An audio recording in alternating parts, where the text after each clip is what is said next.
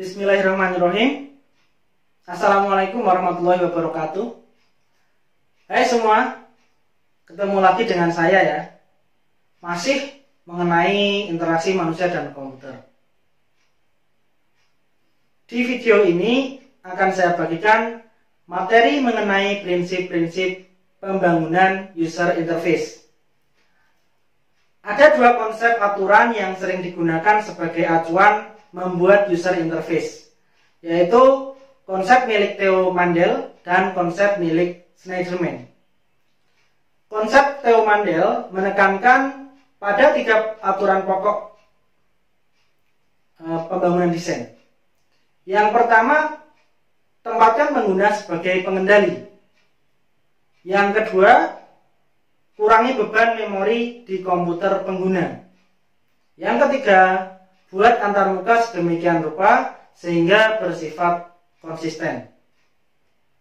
Sedangkan Schneiderman menyatakan 8 aturan pokok membangun user interface. Yang pertama adalah konsistensi, yang kedua meningkatkan efektivitas melalui shortcut, yang ketiga memberikan feedback yang informatif, yang keempat memberikan arahan kepada pengguna untuk sesuatu yang rumit melalui tutorial. Yang kelima, memiliki sistem untuk menangani kesalahan ringan. Yang keenam, memungkinkan pembatalan perintah yang mudah atau dengan cara menggunakan undo. Yang ketujuh, berikan pengguna kendali penuh dengan cara customizable design.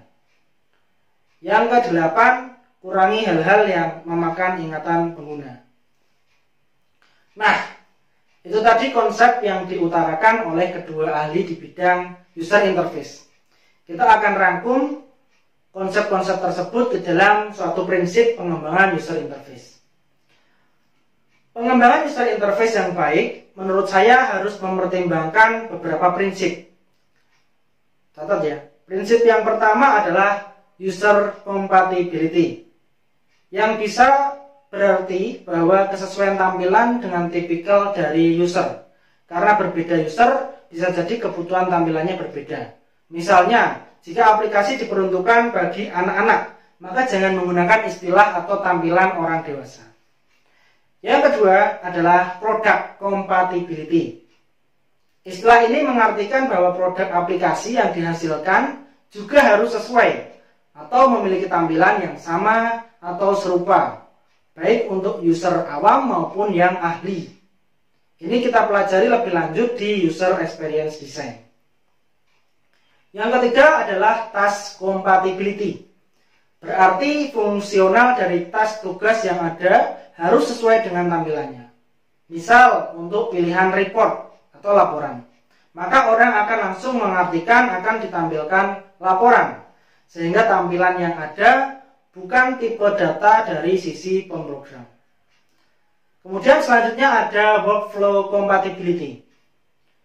User interface yang mempermudahkan alur kerja kita dengan satu tampilan dan memiliki fungsi UI yang banyak atau multifungsi. Selanjutnya ada konsistensi, adalah sebuah sistem harus sesuai dengan sistem di standar operasional prosedur atau SOP yang nyata, serta sesuai dengan produk yang dihasilkan. Banyak perusahaan dalam menjalankan sistemnya menggunakan aplikasi sistem yang berbeda di setiap divisi dalam perusahaan tersebut.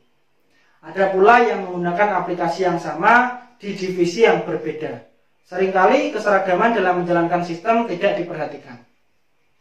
Oleh karena itu, software engineer harus memperhatikan hal-hal yang bersifat konsisten pada saat merancang aplikasi, khususnya antarmuka.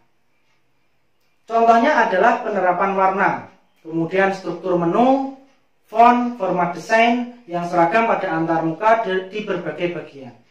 Sehingga user tidak mengalami kesulitan pada saat berpindah posisi pekerjaan atau berpindah lokasi dalam menyelesaikan pekerjaan.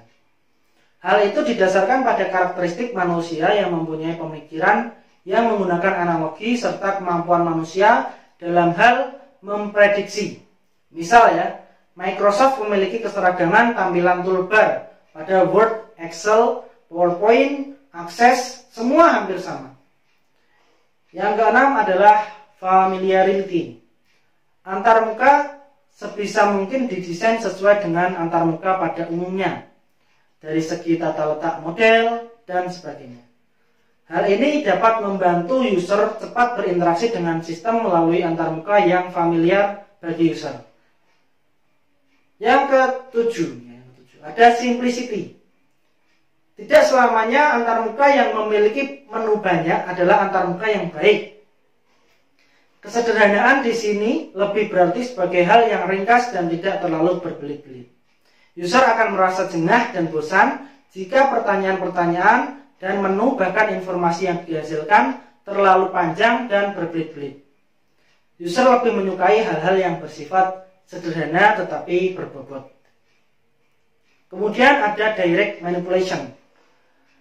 User berharap aplikasi yang dihadapinya mempunyai media atau tools yang dapat digunakan untuk melakukan perubahan antarmuka tersebut.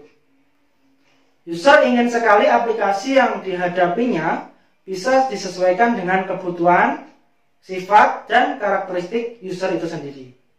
Selain itu, sifat dari user yang suka merubah atau mempunyai rasa bosan, contohnya adalah tampilan warna sesuai keinginan pada window, bisa dirubah melalui desktop properties.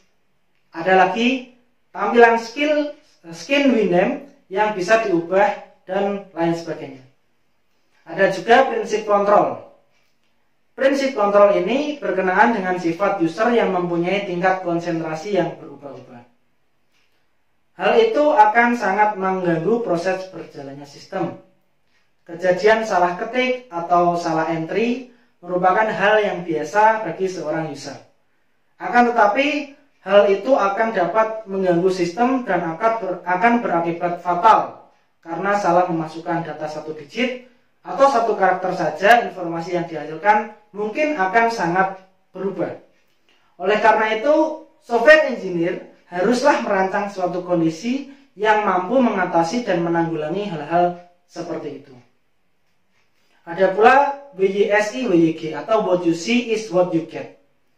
Buatlah tampilan mirip seperti kehidupan nyata user dan pastikan fungsionalitas yang ada berjalan sesuai tujuan dari user tersebut.